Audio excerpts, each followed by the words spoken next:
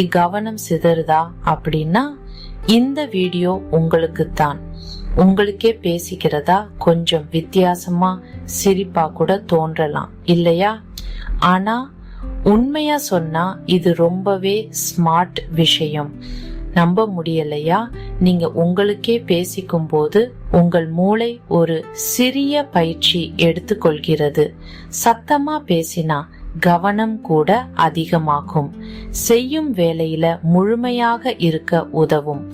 இது உங்கள் எண்ணங்களுக்கு ஒரு வாய்ப்பு மாதிரி. அதனால் கவனத்தை சிதற வைக்கும் விஷயங்களை எளிதாக தவிர்க்க முடியும். விளையாட்டு வீரர்களும் மாணவர்களும் இத பண்ணுவாங்க. விஞ்ஞானிகளும் கூட பரிந்துரைக்கிறாங்க.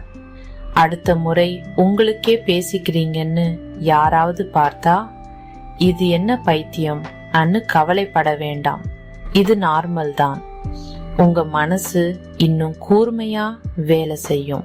உங்களுக்குள்ள இருக்கிற அந்த அறிவாளிய பேச விடுங்க. கவனம் அதிகமாக வேண்டுமா? உங்களோடனே பேச ஆரம்பிங்க.